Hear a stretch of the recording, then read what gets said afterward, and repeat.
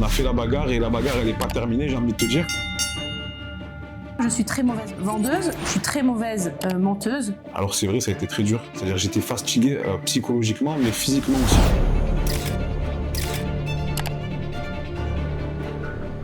Je le précise, on cherche à dénigrer personne sur ce podcast, on cherche juste.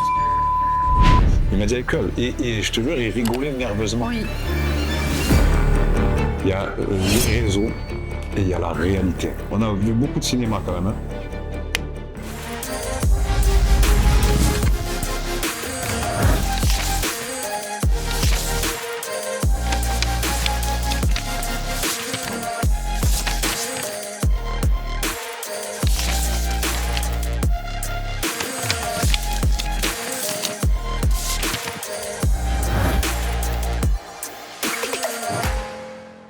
Salut Noria. Salut Michael. Ça va, tu vas bien? Ça va et toi? Ça date les podcasts? Ouais, c'est vrai que ça fait un petit moment. Ça fait un petit moment, après c'est normal, on a eu pas mal de boulot et on n'avait pas grand chose à dire aussi.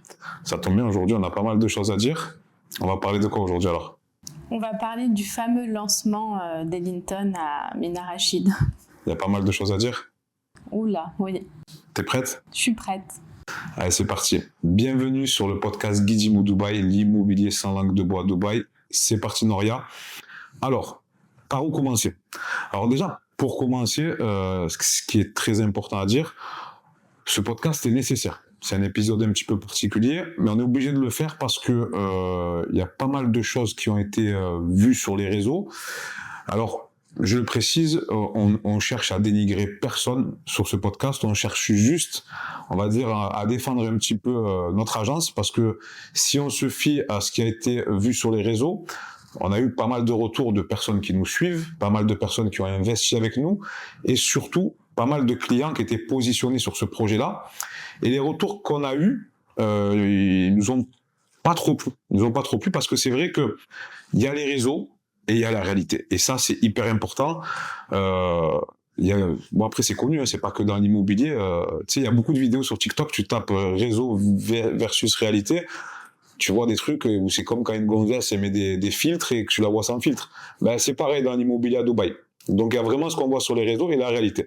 Maintenant, chacun a sa façon de marketer, chacun a sa façon de travailler. On respecte la façon de travailler de tout le monde.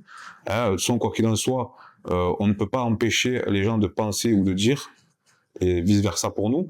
Donc c'est pour ça qu'aujourd'hui, voilà, on veut quand même rétablir certaines choses parce que voilà, grosso modo, ce qui a été dit de la part des gens qui nous suivent, mais même de personnes qui sont proches de moi, qui m'ont parlé sans langue de bois, c'est en gros, Michael, nous, ce qu'on a ressenti un petit peu sur ce lancement, c'est que vous dites assez souvent que vous avez très très bonnes relations avec Ellington, et j'ai eu l'impression que tout le monde, ça a été très facile pour toutes les agences. Par contre, vous avez été dans le mal. Alors c'est vrai, ça a été très dur, très physique. Moi, j'ai eu l'impression que ces 3-4 jours même, j'ai eu l'impression d'avoir fait un marathon. C'est-à-dire j'étais fatigué psychologiquement, mais physiquement aussi. Vraiment, j'avais plus de force. C'est pas pour rien. Parce que quand on dit on fait la bagarre, on fait la bagarre. Et là, pour le coup, on a fait la bagarre et la bagarre, elle n'est pas terminée, j'ai envie de te dire. Mais c'est vrai qu'il y a eu, nous, pour l'avoir vécu de l'intérieur et même pour regarder les réseaux, hein, parce qu'on regarde ce qui se passe, on s'en cache pas. C'est vrai que quand tu es à l'intérieur et que tu vois comment c'est véhiculé, même nous, qu'on est de l'immobilier, qu'on est dans l'immobilier, qu'on est là, on pourrait limite être bluffé. Qu'est-ce que t'en penses? Alors c'est vrai que c'était un lancement assez éprouvant, mais je trouve qu'on a appris beaucoup à travers ce lancement finalement. Il nous manquait juste cette petite période de recul, chose qu'on a faite, hein, parce que on a attendu que ce lancement se termine pour pouvoir un peu dire notre vérité dessus. On a appris énormément de choses. La première des choses que moi j'ai vraiment appris sur ce lancement-là, c'est que finalement on n'avait pas tous la même définition d'un bon investissement. Et je m'en suis rendu compte parce que forcément tu es avec d'autres agences avec toi le jour du lancement. Et en fait, si tu veux, c'est un curseur. Chacun a son curseur et le met là où il veut. T'en as qui vont te dire qu'un bon investissement, c'est investir dans une bonne localisation. T'en as d'autres qui vont te dire qu'un bon investissement, c'est d'investir dans une bonne localisation et avec un bon promoteur. Et puis, tu as notre école à nous qui va te dire un bon investissement, c'est de savoir investir dans une bonne localisation, avec un bon promoteur et aller chercher une bonne unité. Et donc finalement, on s'est rendu compte tout simplement que la définition du bon investissement appartenait à chaque agence et chaque agence défendait sa définition du bon investissement. Alors, rentre un petit peu plus dans les détails alors. Alors, si tu veux, nous, ce qui finalement nous a mis en difficulté, oui et non, parce qu'en fait, on a juste été un peu plus patient, c'est que moi, je pars du principe que lorsque je conseille mes investisseurs, lorsque quelqu'un décide de me faire confiance pour son investissement, je me dois de lui amener le meilleur. C'est comme ça que je vois un petit peu les choses. Le meilleur, moi, pour ce projet-là, c'était forcément d'avoir une bonne localisation. On y était, parce qu'on est dans une communauté émar, on est au bord d'une marina, donc la localisation, on l'avait validée. Ensuite, c'était d'amener le bon promoteur, mais c'est pas un secret, Linton, on l'a validé déjà depuis longtemps. Et ensuite, et c'est là où quand je commence, moi, à traiter mes investisseurs quand ils me sollicitent la première fois, c'est de leur dire... grosso modo, tu sais, quand on reçoit les éléments marketing, de dire grosso modo, c'est pas forcément la brochure qui m'intéresse, c'est un petit peu la disposition du projet, comment il va être articulé, où vont être positionnées les unités qu'on va targeter. Et moi, mon travail, il se fait à ce niveau-là. Et donc, finalement, quand je valide une bonne localisation, un bon promoteur, il faut que j'aille valider aussi la bonne unité. Et une bonne unité, ça se choisit, par exemple, en allant targeter, c'est ce qu'on a fait, nous, exclusivement, les vues marina. Parce que pour moi, il n'y avait pas de sens à investir sur ce projet-là, et surtout avec ce budget-là, parce que c'est quand même un budget, hein. On va quand même le rappeler, l'appartement, une chambre, salon plus chambre, parce que les Français parfois confondent, c'est à minima 600 000 euros. D'accord ? 600 000 euros, je ne sais pas si les gens se rendent compte, c'est quand même un sacré budget. Quand tu as ce budget-là, pour moi, tu ne peux pas te permettre de parcourir que la moitié du chemin quand tu veux investir avec ce budget-là, dans cette localisation-là, et encore plus dans ce projet-là.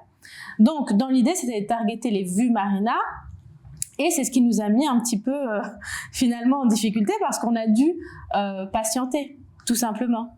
Donc oui, effectivement, ce projet il avait quand même une particularité qui est énorme, pour le coup, c'est que tu avais d'un côté des vues marina et de l'autre côté des vues des rats. C'est un sacré contraste. C'est un petit peu comme si je te comparais Barbie et Camembert. Tu vois, il n'y a pas photo. Il n'y a pas photo. Et pour le coup, nous, c'était clair et net dès le début. Nous, on allait positionner nos clients sur des vues marina et rien d'autre. Maintenant, comme je le dis, je le répète, chacun fait comme il veut. Hein. Je suis même convaincu que même les vues des rats prendront de la valeur avec le temps, auront un rendement intéressant. Mais aujourd'hui, comme tu as dit, 600 000 euros, tu as une très très belle villa dans le sud de la France. Je te laisse même pas imaginer ce que tu peux avoir à Marrakech. Hein. Pour 600 000 euros, tu as une très très très belle villa. Donc aujourd'hui, vendre un appartement, une chambre, à 600 000 euros, on parle de haut ticket. Même si, d'après les chiffres, d'après toutes les études qu'on a faites autour de ce projet, ça restait un investissement intéressant, sinon on ne l'aurait pas proposé. Donc quand tu proposes un appartement, une chambre à 600 000 euros, comme tu as dit, tu ne peux pas faire la moitié du chemin. Et aujourd'hui, je considère que proposer des vues des rats ou des vues skyline, parce que c'est vrai, on ne va pas se mentir, j'ai un peu rigolé sur les réseaux sur ça, tu la vois la skyline. Tu la vois, mais j'ai regardé sur Internet, tu es plus ou moins à 8 km à vol d'oiseau de la skyline. À pas se mentir, à Dubaï, des jours où tu as un ciel clair, ça se compte sur les doigts d'une main. Donc pour moi, une vue skyline à 8 km, à ce prix-là, la vérité, il y a mieux à faire. Il y a mieux à faire. En plus de ça, alors là, c'est là où ça devient intéressant, et ouvrez bien vos oreilles. Ouvrez bien vos oreilles. Mais c'est là où encore je te dis, j'ai appris beaucoup de choses à ce lancement. Donc la définition du bon investissement, parce que tu en as qui vont te dire, et on l'a entendu, tu vas pas perdre d'argent si tu investis dans ce projet, quelle que soit l'unité que tu achètes. Alors oui, pour moi, tu ne perdras pas d'argent. Par contre, ça me fait penser un petit peu, tu sais, quand on était petit dans la cour d'école et qu'on devait faire les équipes pour jouer sur les grands terrains, etc. t'as toujours les premiers choisis parce que tu sais que c'est les meilleurs. Puis bah t'as toujours les derniers qui te regardent et tu les prends parce que bah c'est tout ce qui te reste. Tu vois, et c'est un petit peu le principe de l'IMO, c'est-à-dire que demain quand tu vas louer ton bien ou quand tu vas revendre ton bien, bah je suis désolée, celui qui a la meilleure unité, c'est celui qui a le plus de pouvoir. Ce sera le premier choisi. Tu vas jamais prendre je reprends mon exemple, demain tu veux faire un match de foot, tu vas jamais prendre celui où tu sais il est totalement éclaté sur le terrain. C'est le dernier que tu vas choisir parce que t'as pas le choix et qu'il est là. Tu vois ce que je veux dire? Franchement, j'ai beaucoup aimé cet exemple parce qu'il est très concret. En gros, quand on était petit, c'est vrai, le dernier, j'ai déjà été dans les derniers, moi. J'étais mal à l'aise. Mais c'est vrai que, alors, cet exemple-là, on va y revenir là, parce qu'en vrai, on va rentrer directement dans la suite. Alors, il faut savoir que nous, sur ce projet, on a eu, grâce à Dieu, pas mal de clients qui nous ont fait confiance, qui ont voulu se positionner.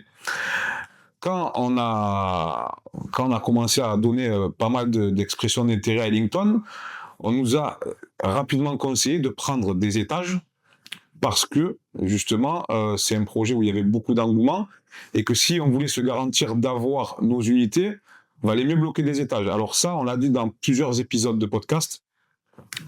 Un client qui veut acheter un étage, on lui vend parce qu'on peut mettre une stratégie derrière en place qui va être intéressante. Mais booker des étages au nom de l'agence, on ne le fait pas parce que, comme elle a dit Noria, tu as des bons, des moins bons et des... pas dire dégueulasses parce que ça serait pas sympa, mais tu as des beaucoup moins bons. Et en gros, grosso modo, tu bookes l'étage, tu vends très vite les top unités, tu vends un peu moins vite les moins bonnes, mais pour vendre les beaucoup moins bonnes, il va falloir que tu trouves des arguments. Et comme tu as dit, là, on parle de 600 000 euros le one bed, même si on parlait de 50 euros. Hein. Mais aujourd'hui, ça veut dire que du fait d'avoir booké un étage pour te garantir d'avoir tes unités, à un moment donné, va falloir que tu racontes des salades. Je suis désolé, tu racontes des salades à ton client pour lui faire croire que c'est un bon investissement. Malgré que je pense que même les moins bonnes unités auront du potentiel, mais aujourd'hui, après nous, c'est pas notre recette. Donc, tu vois l'exemple que tu as pris de l'histoire de choisir l'équipe, de choisir le bon, et à la fin, tu te retrouves avec voilà. Ça, je trouve que c'est hyper important. Alors, nous, bien entendu, on a catégoriquement refusé la proposition d'Ellington, encore plus sur ce projet, parce que tu pourras avoir des projets dans un temps futur où peut-être il y aura des très bonnes unités, avec des bonnes vues, et des moins bonnes, mais des très bonnes quand même. Mais là, en tout cas, là, sur ce projet-là particulièrement, il y avait trop un gros contraste entre la vue mer et la vue des rats. Alors même derrière, ils nous ont fait, rappelle-toi, alors le jour d'attribution des étages, on a négocié, on a essayé d'avoir nos unités individuelles en priorité. Bon, ça n'a pas marché, mais en tout cas, ils nous ont fait une meilleure proposition.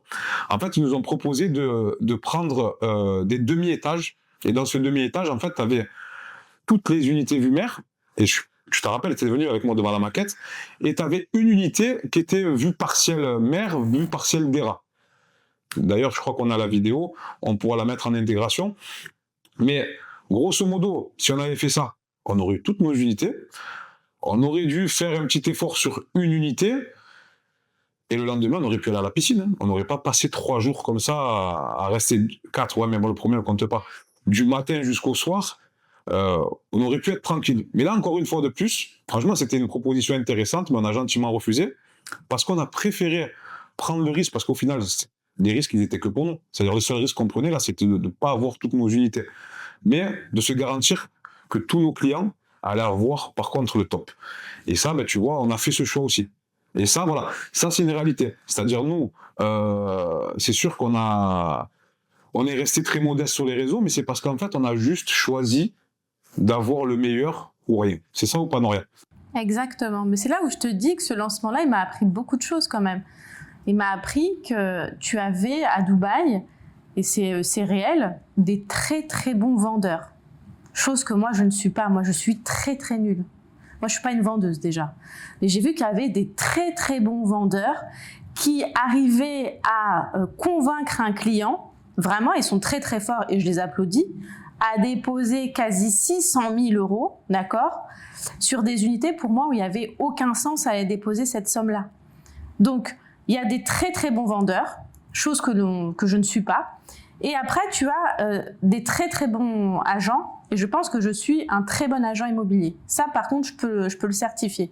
Mais je suis vraiment pas vendeuse. Parce que quand j'entendais un petit peu les discours, les arguments, etc., je me suis dit, waouh, j'étais impressionnée limite des discours qu'ils arrivaient à tenir face à leurs clients. Parce que comme tu l'as si bien dit juste un peu avant, moi, je me suis rendue sur le terrain. Et tu me connais, quand je vais sur un terrain, je décortique tout ce qu'il y a autour. C'est-à-dire que j'essaye de me projeter un maximum dans le temps et c'est en fonction de cette projection que j'arrive à faire les meilleurs choix pour mes clients. Et quand j'ai entendu effectivement le mot skyline, j'ai même entendu Burj Khalifa, etc., alors je me suis dit, ok, on l'aperçoit et encore si tu as un peu de chance quand il fait vraiment clair à Dubaï.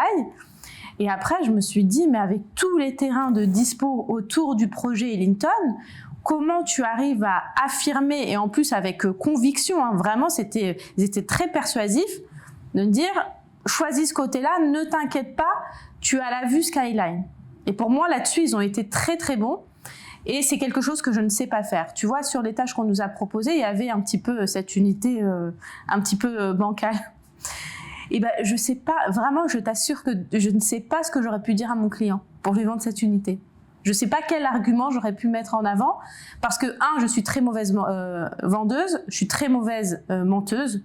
Je sais pas, moi, enjoliver les choses, comme tu dis, maquiller la mariée, etc. Je sais pas. Déjà, ça se lit sur mon visage et ça s'entend à ma voix. Et juste pour ça, oui, on a refusé un étage parce qu'il était hors de question que dans mes clients, je laisse ne serait-ce qu'un client. Hors de question. Et c'est pour ça que je t'ai dit qu'à ce lancement-là, on a appris énormément de choses et on a vu énormément de talents se dévoiler. Après, bon, faut préciser aussi qu'on nous a pris un petit peu pour des fous, hein. Parce que, après, voilà, ce que tu dis, ça a du sens, tu as raison, et on ne changera pas. Mais c'est vrai que quand on a parlé avec le CIO d'Ellington, justement, parce qu'on a essayé vraiment de forcer jusqu'au bout pour avoir nos unités, on s'est posé avec le CIO, on a discuté, et c'est vrai qu'il nous a dit, en gros, je comprends pas, en fait. Vous voulez les meilleures unités, les meilleures vues, les meilleures remises, mais vous voulez pas faire d'efforts. Et moi, je lui ai expliqué, je lui ai dit, non, ben, nous, toute l'année, on explique un petit peu comment bien investir à nos clients. Et c'est pas parce qu'aujourd'hui, il n'y a pas d'unité qu'on va changer notre fusil d'épaule. Il m'a dit, oui, mais il faut que tu comprennes que les personnes, par exemple, qui prennent des étages, ben, ils ont des bonnes et des mauvaises vues. Les personnes qui prennent des bulk deals, quand ils prennent un bulk deal, dans le deal, c'est pas tu prends 5 unités vue mère, c'est tu dois en prendre minimum 2 derrière. Donc, à un moment donné, et j'ai compris, il m'a dit, et va demain dans un lancement chez Emma ou chez Meras, on va voir si tu vas venir lui dire, je veux les meilleures vues, je veux les meilleures unités. Et c'est là où j'ai dit, ben écoute, franchement, t'as raison, et j'ai réalisé quand même c'est pas qu'on était fous, c'est que notre façon de travailler, elle était quand même un peu compliquée. Et c'est là où je lui ai dit, écoute, je respecte ce que tu dis, parce que ce que tu dis, ça a du sens, mais il faut que tu comprennes notre manière de travailler. Donc, si tu peux pas nous garantir d'avoir toutes les unités, c'est pas grave, mais on ne fera pas de concession à ce niveau-là. Et je pense qu'il a apprécié ce discours-là. Je pense vraiment qu'il a apprécié notre façon de travailler. Et toi, tu voulais lui poser une question que tu ne lui as pas posée. Oui. Et ça, c'est dommage. Non, mais après, ben, ce que tu dis, tu as raison. Après, maintenant, chacun fait comme il veut. Comme tu as dit, il y a des agents, il y a des vendeurs. Après, moi, je respecte tout le monde. Oui, bien sûr, chacun sa façon de faire. Chacun fait ce qu'il veut. Mais sur ce lancement, vraiment, comme tu as dit, on a beaucoup appris. On a vu beaucoup de cinéma quand même. Hein. Parce que c'est vrai que quand tu regardes la vidéo sur TikTok, par exemple, tu te dis, putain, mais limite, je vais y croire alors que j'ai vu les coulisses de la vidéo. C'est incroyable hein, quand même. Hein. Mais après, voilà, on n'a pas fait ce podcast pour dénigrer qui que ce soit. Mais en tout cas, pour les personnes qui ont pensé qu'en gros, on n'avait pas de pouvoir et qu'on était mis à mal, c'était pas le cas. C'est juste on s'est tenu à ce qu'on fait d'habitude, la bagarre pour avoir le mieux pour nos clients. Aujourd'hui, je peux pas dire que de toutes les unités qu'on a eues, on a encore des unités à aller chercher. Mais je pense que tous les clients sont satisfaits. Il n'y a pas, c'est simple, il n'y a pas une seule mauvaise unité, c'est ce que j'ai dit à mes clients. Parce que, en fait, moi, ce qui m'a titillé à ce lancement-là, c'est pas la difficulté du lancement, on est conditionné, on a l'habitude, etc.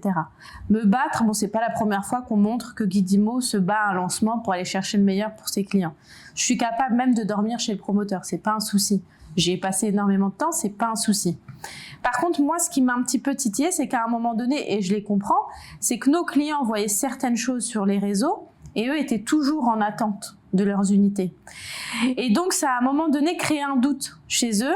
Et si tu veux, moi, la confiance, c'est vraiment très important, la confiance que peut m'accorder un client. Et je respecte beaucoup la confiance qu'il nous donne.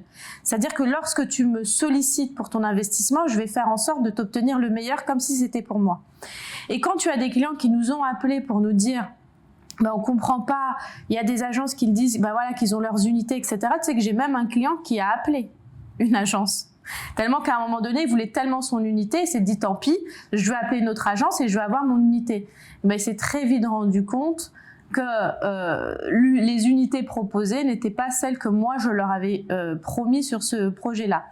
Et finalement, je leur ai demandé de me faire encore plus confiance, d'être un peu plus patient.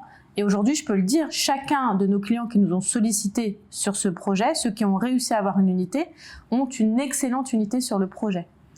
Après, ouais, non, mais c'est ça en fait qui nous a mis la pression et je pense que c'est ça qui, à la fin, moi, m'a épuisé.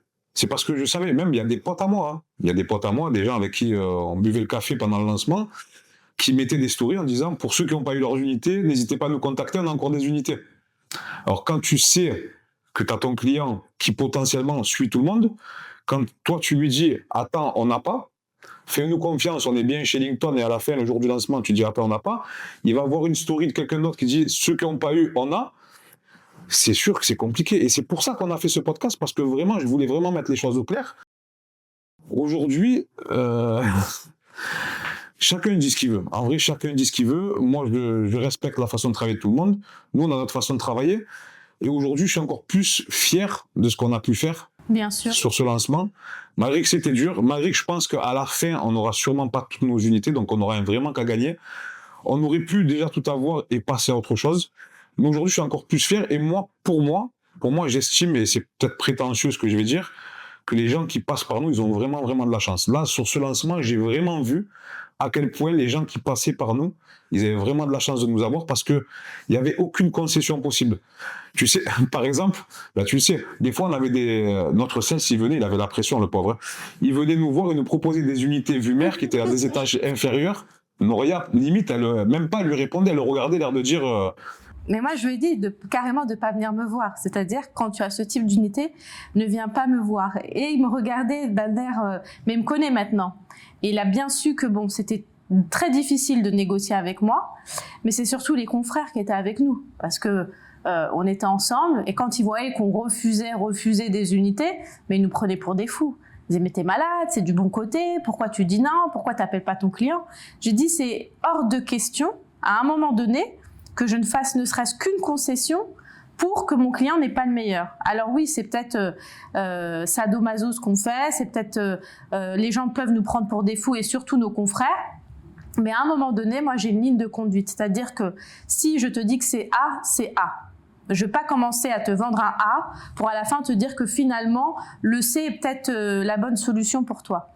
Et c'est vrai qu'on nous a pris pour des fous, et Linton nous ont pris un petit peu pour des fous, mais ils nous connaissent. Les confrères, on en rigolait, hein. On était ensemble et rigolait, ils se disaient mais qu'est-ce qu'ils font eux?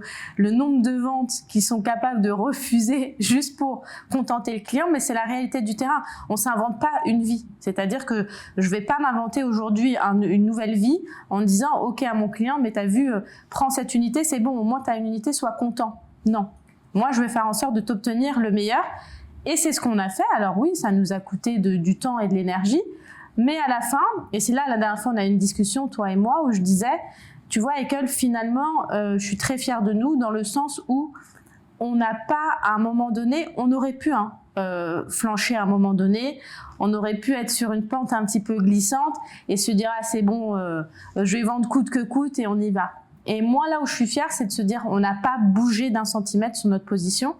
Et à la fin, regarde, nos clients sont très satisfaits. Il reste une petite bataille encore à mener, j'espère qu'on va y arriver. Mais tous ceux qui ont eu leurs unités, je suis très très contente de ce qu'ils ont eu. Ouais, et à un moment donné, notre sales, il est venu me voir parce qu'il en avait marre de venir te voir. Il m'a dit, Ekel, et je te jure, il rigolait nerveusement. Oui. Il rigolait. Il m'a dit, Ekel, vous êtes des fous. Là, on vous propose des trucs qu'on propose à personne. Et vous dites non. Et c'est là que je t'ai fait sortir, tu te rappelles, je t'ai fait sortir de la pièce pour te dire, écoute, faut arrêter de lui mettre la pression, faut le comprendre aussi. Après, à lui, je lui ai dit, faut nous comprendre aussi. Nous, on peut pas, voilà, comme tu as dit, on a vendu du A, on peut pas convaincre un client que le C, c'est bien. Mais c'était quand même une bagarre très compliquée parce que franchement, là, aujourd'hui, on en rigole, mais moi, j'étais tendu. Hein. J'étais très tendu. Après, donc ça, c'était la première des choses. Chose aussi hyper importante, il faut savoir une chose. Après, c'est pareil, c'est une technique de vente, on la respecte. Mais il faut savoir une chose, alors on se prononce pour Ellington parce que je pense qu'on le maîtrise assez bien, on peut le dire. Mais personne, je dis bien personne, n'a les prix chez Ellington en avance. Alors on nous donne une fourchette de prix. Le problème avec les fourchettes, c'est qu'elles peuvent se transformer en couteau. On l'a très souvent vu. Hein. Donner une fourchette de prix, à la fin, il y a quand même une différence assez grande.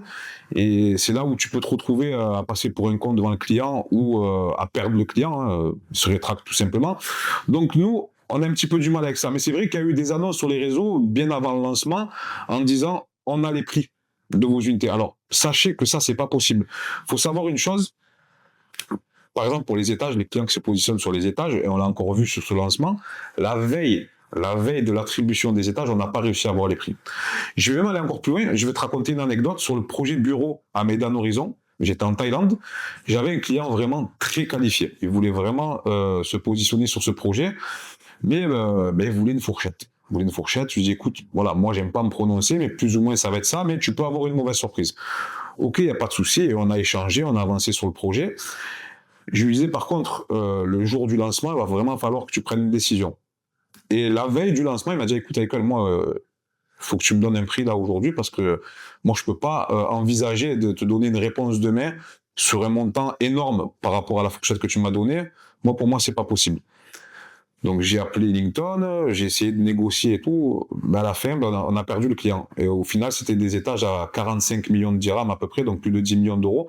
Donc, même avec un client ultra qualifié, et il était très qualifié, c'est quelqu'un de très connu, il est dans le football, on a perdu le client parce que la veille, on n'a pas réussi à avoir les prix. Donc, ceux qui vous disent une semaine à l'avance, on a les prix, on a déjà les unités, non, c'est pas vrai. Excusez-moi, je suis désolé, c'est pas vrai. Ceux qui te disent on a des exclusivités, oui, tu peux avoir des exclusivités si tu bookes ton étage. Alors, on va dire plus ou moins. Mais là, je parle pour nous, je parle pas pour les autres. Dès que la brochure elle est sortie, que tu as le floor plan, là, tu peux commencer à faire choisir l'étage à ton client ou à l'étage que tu veux prendre pour ton agence. Et là, tu peux aller voir avec Ellington. Alors, nous, on a eu cet avantage, je sais pas si on doit le dire, mais bon, voilà, de pouvoir choisir bien en avance. Mais en vrai, c'est pas une exclusivité. Hein. Non, il a juste eu le privilège de choisir avant beaucoup de monde, parce que c'était le premier à choisir. Je ne m'avancerai pas là-dessus, mais il a pu, lui, en tout cas, choisir son étage. Après, il a eu les prix le jour J. Hein. Et le jour J, on prend un papier, un stylo, on fait des calculs, on voit effectivement si c'est dans la bonne stratégie ou pas. Donc, quand tu as des personnes qui disent oui, on a les prix, c'est pas vrai. On a une estimation des prix. Et sur cet estimatif, tu peux annoncer grosso modo les prix qu'on peut avoir sur ce lancement-là. La difficulté de ce lancement-là, et moi j'avais eu une crainte là-dessus, c'est qu'au vu du nombre de demandes, Ellington décide d'augmenter encore plus les prix. Alors, ils n'ont pas fait cette stratégie-là, mais tu vois, c'est quand même très risqué à un moment donné de donner des prix très fixes à tes clients, parce que un projet aussi dépend de la demande qu'il va y avoir. Et sur ce projet-là, au vu de tout l'engouement, au vu de toutes les demandes, c'était quand même très risqué de dire aux clients ouais, ça va être ce prix-là sûr et certain, alors qu'en fait on n'avait pas du tout les prix. Non, mais je vais aller plus loin. Tu sais, quand tu as l'attribution des étages, tu as le prix de ton étage, comment ça fonctionne? Donc ils viennent avec un papier, avec le numéro des unités, la superficie, et tu as le total du prix de l'étage. Tu peux même pas pouvoir donner un prix précis sur le montant d'une unité. Parce qu'il faut savoir, je vais te donner des chiffres ronds, admettons, un étage fait 10 000 square feet et un one bed fait 1000 square feet. Tu peux pas te dire si l'étage il est à 10 000 avec ce prix-là. Je fais juste à faire un calcul par rapport au prix au square feet parce que tu as un one bed qui est vu Marina, un one bed qui est vu Dera, par exemple. Les prix, c'est pas les mêmes. Donc déjà, la veille, et quand tu as les vrais prix des étages, je peux même pas donner le prix d'une unité. Donc dire plusieurs jours à l'avance qu'on a les unités, qu'on a les prix et tout, c'est pas possible. Pour moi, c'est pas possible. Et après, c'est une technique de vente. Je la respecte. Après, nous, on n'utilise pas ces techniques de vente. C'est sûr qu'il y a des clients qui flangent vite parce ils ont tellement ce truc de se dire, ouais, si j'y vais pas maintenant, je vais rater. Tu sais, bon, après, ça aussi, c'est une technique de vente, qui vont passer ailleurs. Après, bon, c'est pas grave, on a la conviction que c'est Dieu qui donne, hein, ce qui doit Exactement. nous venir, il nous viendra. Mais voilà, pour vous dire encore un petit peu la vérité, un petit peu sur les coulisses, il y a beaucoup de choses qui circulent sur les réseaux. Après, chacun fait comme il veut. Nous, on a notre façon de travailler. Mais en tout cas, sachez une chose, c'est on a été mis à mal dans ce lancement parce qu'on voulait vraiment le meilleur. On n'a pas été mis à mal parce qu'on n'a pas nos avantages, parce que on n'est pas bon. C'est vraiment que, pour le coup, et moi je pense que vraiment, bon bref, je vais même pas rentrer dans les détails, mais je pense qu'on a fait du très très très bon travail et on a réussi à obtenir ce que peut-être personne, après je vais pas m'avancer sur ça, a réussi à obtenir. On a surtout été fair-play sur ce lancement-là, parce qu'on a assisté à tout ce qu'on a vu, tout ce qu'on a entendu, etc. Et ce qui est drôle, c'est que, tu vois, souvent, et c'est une vérité, hein, on nous prend un petit peu pour les moralisateurs, Eichel et Noria, ceci, cela. Mais finalement, à la fin de ce lancement-là, ceux qui ont été le plus fair-play, c'est toi et moi dans ce lancement-là. Quand tu regardes ce qui s'est passé avant ce lancement, pendant ce lancement, finalement, notre agence a été le plus fair-play. Et moi, c'est ce qui compte. J'ai été fair-play avec les autres agences. J'ai aussi respecté la relation que j'avais avec Ellington, avec la petite anecdote de ce qui s'était passé le jour des étages. J'ai pas peur aussi à un moment donné de prendre des bonnes positions quand je vois que parfois les clients débordent. Et à la fin, j'ai contenté mes clients. Donc finalement, oui, ça a été une semaine compliquée. Oui, ce week-end, on a été très fatigués. Mais quand tu regardes le tout, le résultat n'est que positif, hein. Alors, quand on parle de fair play, parce que c'est vrai qu'on passe pour les moralisateurs, et même des fois, il y en a qui veulent nous faire passer pour des mauvais, en disant à la limite qu'on fait ça parce qu'on est jaloux. Déjà, si on était des mauvais, l'histoire. Bref, en tout cas, bon, je pense qu'on en a assez dit. C'est pas de la justification, mais c'est important, parce que si, à sortie de ce lancement, on ne dit rien, on peut perdre de la crédibilité. Et aujourd'hui, j'estime qu'on fait le nécessaire pour nos clients et qu'on se doit de dire les choses. Qu'est-ce que t'en penses, Noria? Oui, c'est sûr ce que tu dis là. D'ailleurs, c'est la raison pour laquelle on n'a pas fait avant cette vidéo, hein. On aurait pu le faire. On aurait pu communiquer sur nos réseaux parce que tu es très visible sur les réseaux. Guidi Mollet également.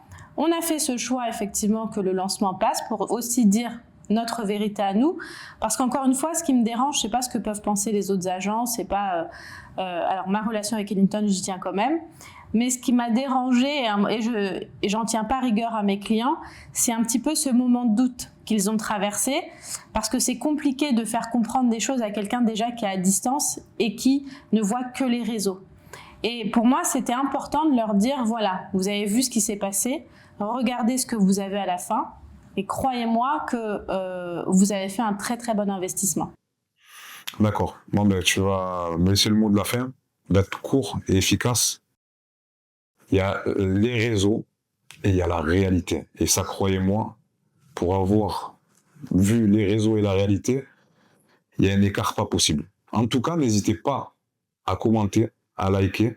Si vous n'êtes pas abonné, abonnez-vous, ça nous donne de la force. Si vous voulez être bien accompagné, parce que croyez-moi, et ça je le confirme encore plus, et là j'ai vraiment vu que, sans parler de moi, mais que Noria, elle était très très fiable. Vous avez son numéro qui s'affiche juste en bas, vous la contacterez en direct, et croyez-moi que ce qu'elle a fait pour nos clients qui nous ont fait confiance, elle fera pareil pour vous, soit en termes de conseils, en termes de bagarre.